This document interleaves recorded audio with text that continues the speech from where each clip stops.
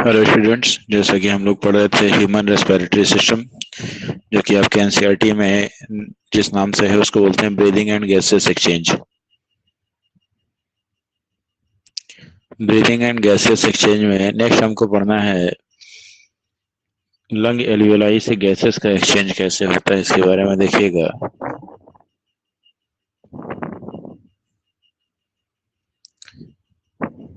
Exchange of respiratory gases takes place by the simple diffusion across the alveoli and capillaries wall, and lung contains about 300 million alveoli with the surface area of 70 metre square. लगभग दोनों lungs की सभी alveoli का जो surface area होता है, respiratory surface area आपका 70 metre square होता है। देखेंगे गैसियस एक्सचेंज कैसे होता है।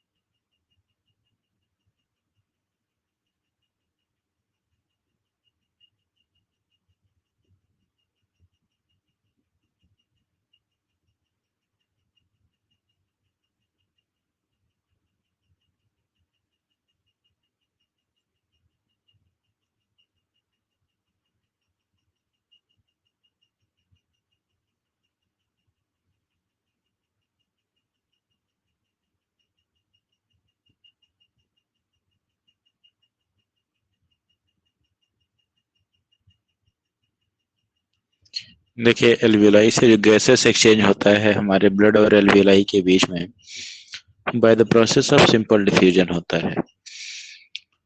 According to the concentration gradient, यहाँ जो ब्लड आता है वो डीऑक्सीजनेटेड होता है, और यहाँ पे ऑक्सीजन की मात्रा ज्यादा होती है, जिस वजह से ऑक्सीजन जो है डिफ्यूज कर जाता है, और यहाँ से ब्लड जो निकलता है वो ऑक्सीजनेटेड ब्लड होता है।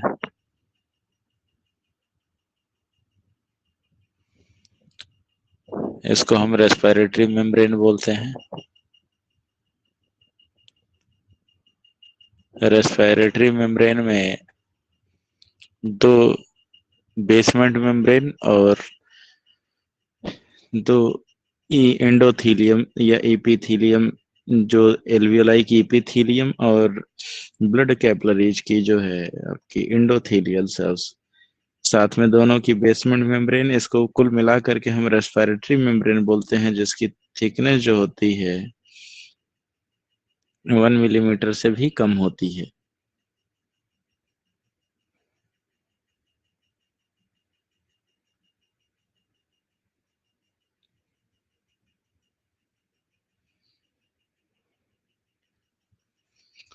Branches of pulmonary arteries supply the deoxygenated blood to the each lung। हमारे लंग्स में डीऑक्सीजनेटेड ब्लड लाने का काम कौन करेगा? Pulmonary artery. Respiratory gases are exchanged between the blood and alveolar air by the diffusion। जो हमारे रेस्पिरेटरी चैम्बर होते हैं यानी एल्वियोलाई होती है, वहां से गैसेस का एक्सचेंज जो होता है ब्लड के द्वारा किया जाता है bye the process of simple diffusion through the alveolar wall. Alveoli की वॉल जो होती है उसको कंप्लीटली हम लोग मिलाकर जो है रेस्पिरेटरी मेम्ब्रेन बोलते हैं। pulmonary vein leaves the lungs and coronary and convey the oxygenated blood to the left atrium of the heart. तो पल्मोनरी वेन वहां से ऑक्सीजनेटेड ब्लड को हमारे लंग से हमारे लेफ्ट साइड एट्रिया तक पहुंचाता है, फिर वहां से left side ventricle, then blood जो है हमारा लेफ्ट साइड वेंट्रिकल के द्वारा पंप कर दिया जाता है। नेक्स्ट देखेंगे respiratory membrane. Respiratory membrane is 0.5 millimeter in the thickness, alveolar epithelium and its basement membrane, and thin interstitial space and capillaries, basement membrane and endothelial membrane। Respiratory membrane देखिएगा, यहाँ पे डायग्राम में आपको दिख रहा है। तो ये ब्लड ब्लू वाली जो है वो ब्लड एल्वियोलाई की एंडोथेलियल सेल्स हैं, और उसका बेसमेंट मेम्ब्रेन, और उसके नीचे आपको रेड कलर से दिख रहा होगा ब्लड वेसल। ब्लड वेसल में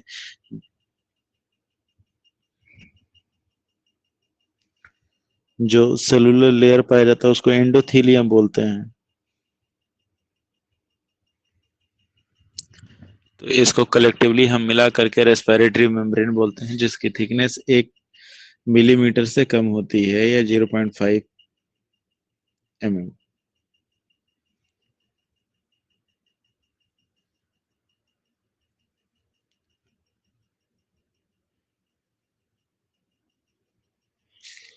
alveoli are the functional unit of the lung. Alveoli जो होती हैं ये हमारे लंग्स की फंक्शनल यूनिट होती हैं। And 3 type of the cells lines them. यहाँ पे 3 तरह की सेल्स पाई जाती हैं। Type 1 alveolar cells, pneumocyte cell बोलते हैं। टाइप 2 एल्वियोलर सेल या न्यूमोसाइट सेल। एंड टाइप 3 जो होता है सेल्स डस्ट सेल होता है, या एल्वियोलर मैक्रोफाजेज होता है। ये लंग्स में आने वाले पैथोजन या फॉरेन एंटीजन को इंगल्फ कर जाते हैं।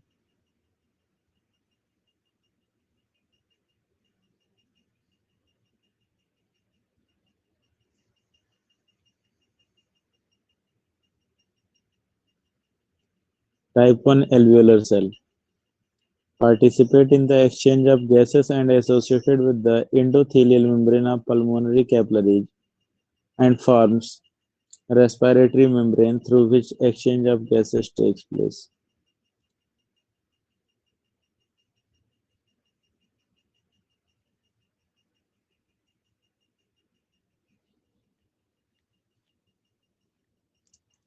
टाइप 1 टाइप की जो सेल्स हैं दैट ये गैसेस एक्सचेंज में इन्वॉल्व होती हैं, यानी कि इन्हीं के थ्रू गैसेस एक्सचेंज होता है with the help of the endothelial membrane of the pulmonary capillaries and form the respiratory membrane। इसको हम रेस्पिरेटरी मेम्ब्रेन भी बोलते हैं, क्योंकि यहीं से गैसेस का एक्सचेंज होता है एल्वियोलाई और ब्लड के बीच में।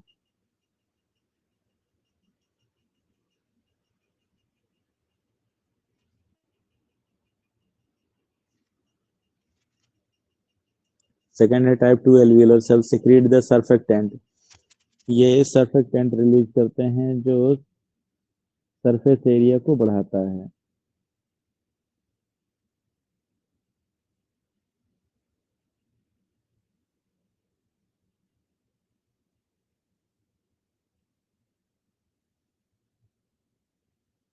Surfactant is a mixture of mucus and phospholipids and reduces the surface tension during the exchange of gases when reduces the tendency to alveoli to collapse।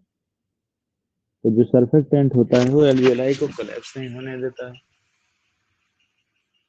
और म्यूकस और phospholipid के साथ एक मिक्सचर बनाता है जो सरफेस टेंशन को reduce करता है, जिससे बेहतर तरीके से गैसेस का एक्सचेंज हो सके।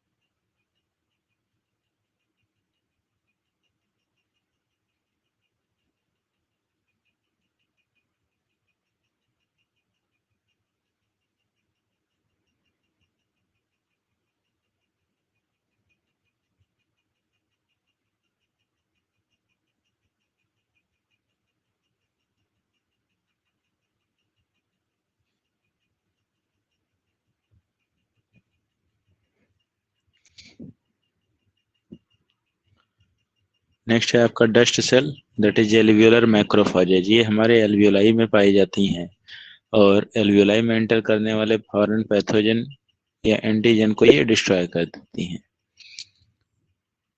वंडरिंग मैक्रोफेजेज मतलब घूम फिर रही होती हैं एल्वियोलाई के अंदर एंड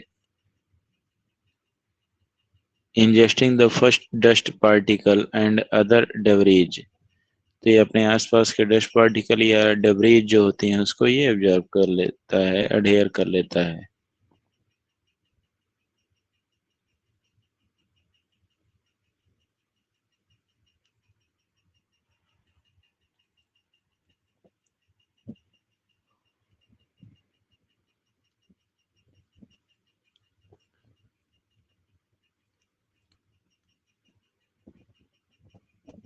नेक्स्ट देखेंगे मैकेनिज्म ऑफ ब्रीदिंग।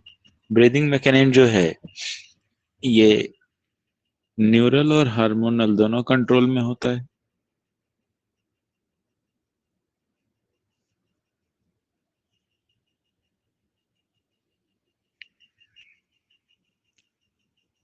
देखेंगे it takes place by the change in volume of air of thoracic cavity. जब भी हम अपने थोरेसिक कैविटी के वॉल्यूम में कोई भी चेंजेस करते हैं उसी की वजह से रेस्पिरेशन पॉसिबल होता है। अब जैसे थोरेसिक कैविटी का वॉल्यूम अगर हम बढ़ा दें तो प्रेशर घट जाएगा, क्योंकि वॉल्यूम जो होता है वो प्रेशर के इनवर्सली प्रोपोर्शनल होता है।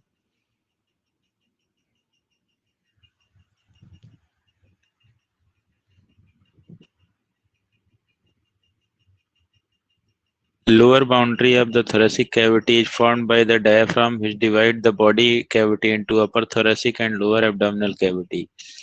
जो हमारा thoracic रीजन होता है उसमें एक डोम शेप का डायफ्राम पाया जाता है, मस्कुलर स्ट्रक्चर, जो हमारे बॉडी को दो हिस्सों में डिवाइड करता है, एक अपर thoracic एंड दूसरा है लोअर एब्डोमिनल कैविटी।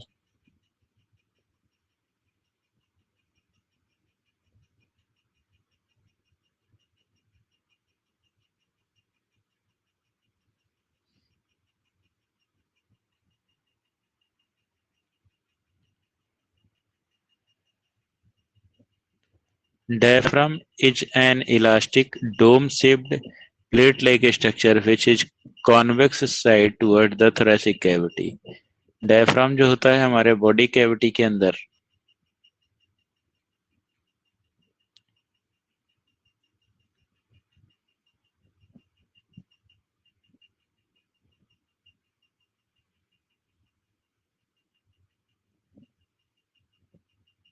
देखिए यहाँ पे जो है एक आपका स्ट्रक्चर पाया जाता है जो थोरेसिक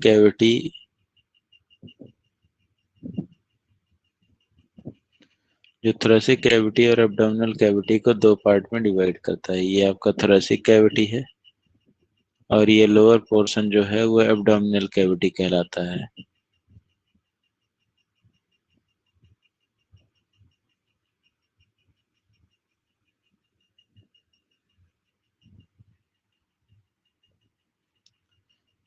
थोरेसिक कैविटी और एब्डोमिनल कैविटी में दो हिस्सों में डिवाइड करने वाला स्ट्रक्चर जो है आपका ये डायाफ्राम होता है।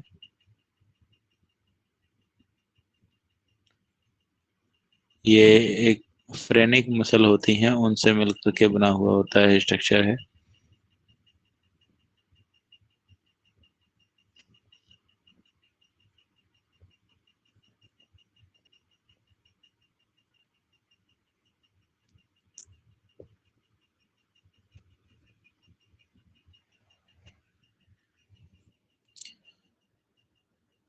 Twelve pair of ribs obliquely attached between the vertical column and movable sternum of the thoracic cage।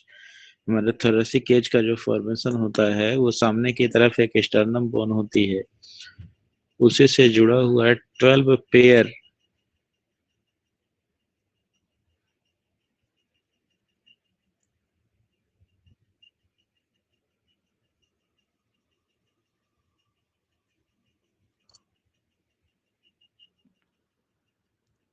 last two pair of the ribs are floating ribs which have no role in the breathing। जो हमारी last की 11th and 12th pair of vertebra होती हैं, इनको हम floating ribs भी बोलते हैं।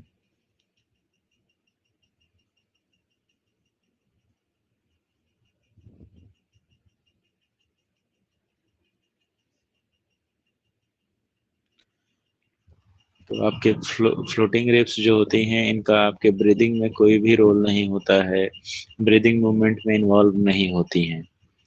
Two set of the muscles, external intercostal muscle and internal intercostal muscles, are present between the ribs.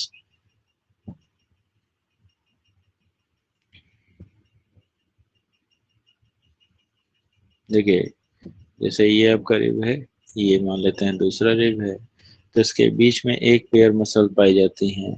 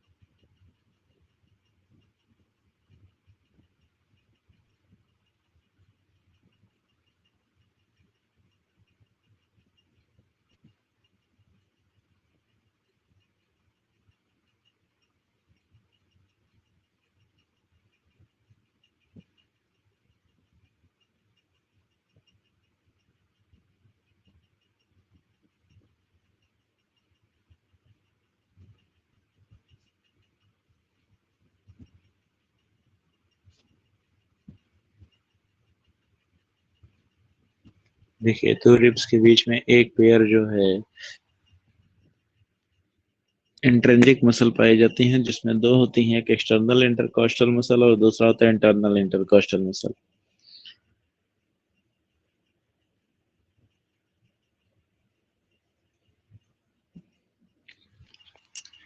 External intercostal muscle जो है हमारे थोरेसिक कैविटी को अपवर्ड एंड आउटवर्ड डायरेक्शन में ले जाता है, जबकि इंटरनल इंटरकॉस्टल मसल जो होता है हमारे थोरेसिक कैविटी को downward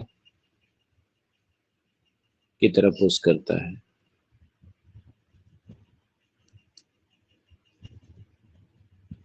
In the human, breathing involves the two procedures, that is inspiration and expiration.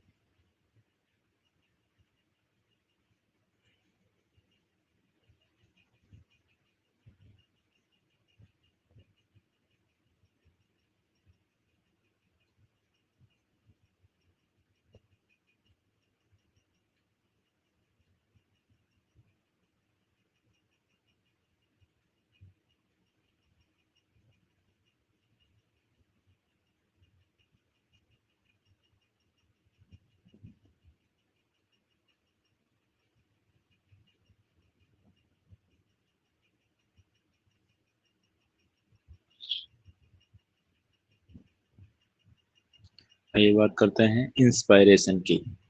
Inspiration that is inhalation of gases, सांस को अंदर खींचना जो होता है वो इंस्पायरेशन कहलाता है। It takes place by the contraction of phrenic or radial muscle which pull the diaphragm downward, increasing the volume of thoracic cavity.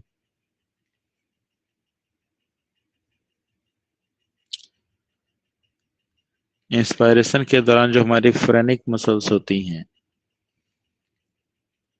वो कॉन्ट्रैक्ट कर जाती हैं, जिसकी वजह से हमारे थोरेसिक कैविटी का वॉल्यूम बढ़ जाता है।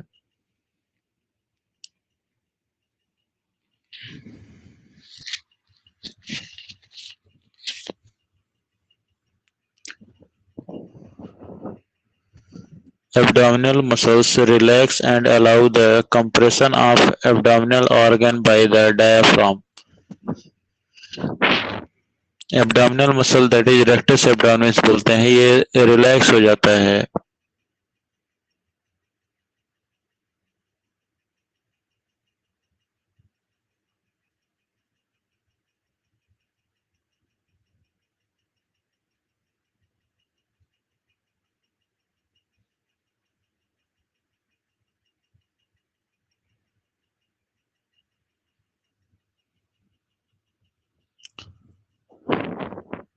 Contraction of external intercostal muscle lift up the ribs sternum, hence volume of thoracic cavity increases towards this side, that is dorsoventral axis. Underline कर लीजिएगा जो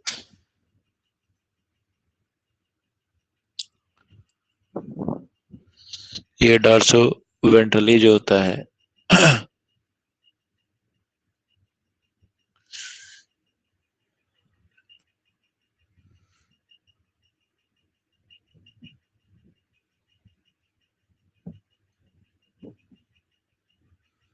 This increase in volume and decrease the pressure in the thoracic cavity, so the air enters into the lung. जैसे ही thoracic cavity का volume बढ़ता है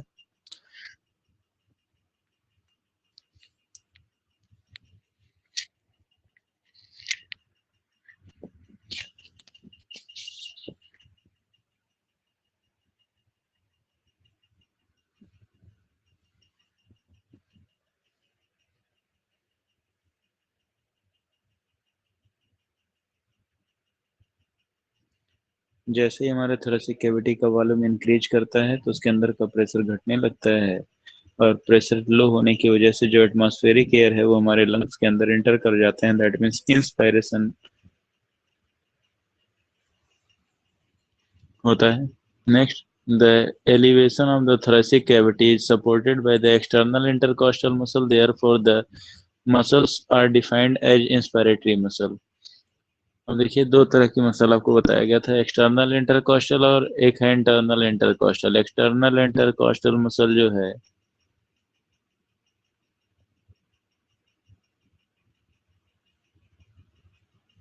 दूसरा है internal intercostal muscle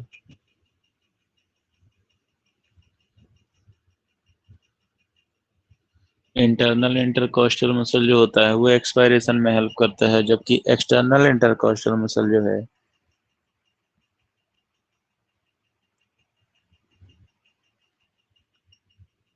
वो एक्सपायरेशन देखिए सॉरी यहाँ एक्सटर्नल इंटरकॉस्टल मसल है ये इंस्पायरेशन में हेल्प करता है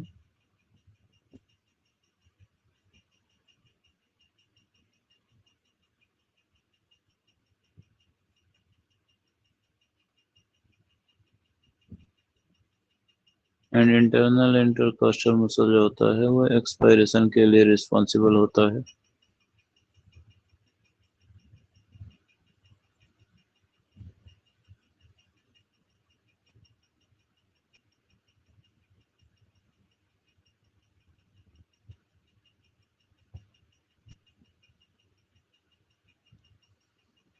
तो आपको आसान तरीका बता देते हैं ई के साथ आएगा और आई के साथ ई आएगा that means external intercostal muscle I for inspiration यहाँ पे है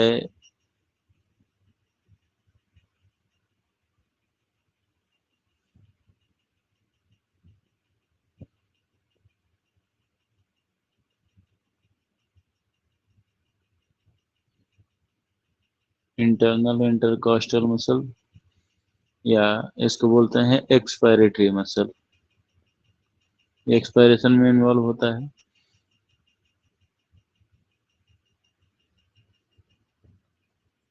नेक्स्ट देखेंगे एक्सपायरेशन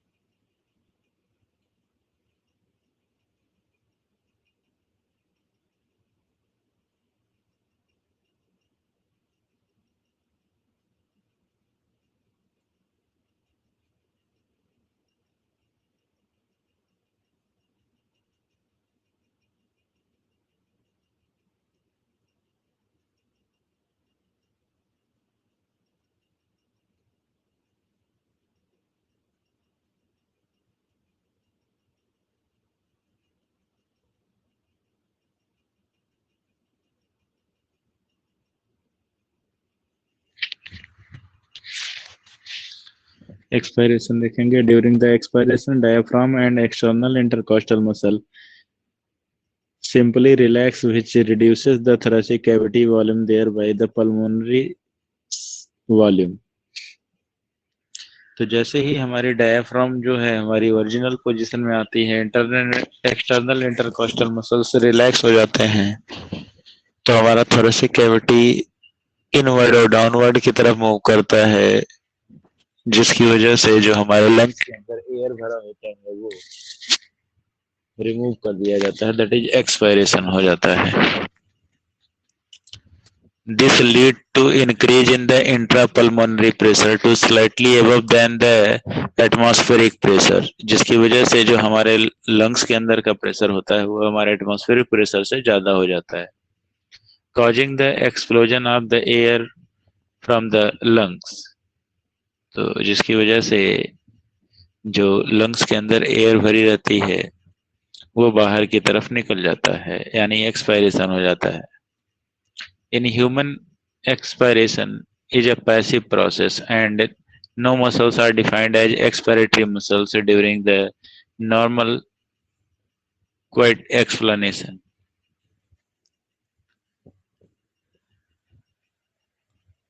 ह्यूमन में एक्सपायरेशन जो होता है वो पैसिव प्रोसेस होता है, इसमें किसी भी मसल्स का इन्वॉल्वमेंट नहीं होता है.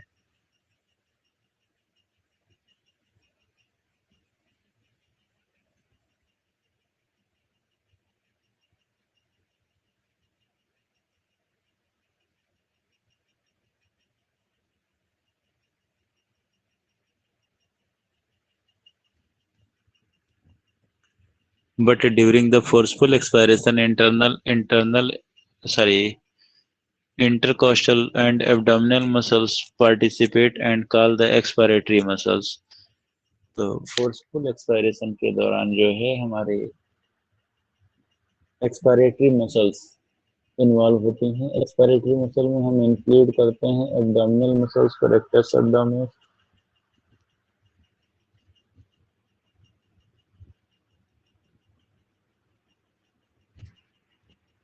on an average a healthy human breathes 12 to 16 per minute. Normal इंसान जो है एक मिनट में 16 से 20 बार जो है सांस लेता है, आपका रेस्पिरेशन करता है. The volume of the air involved in the breathing movement can be estimated by using a spirometer, and these records are called the spirogram.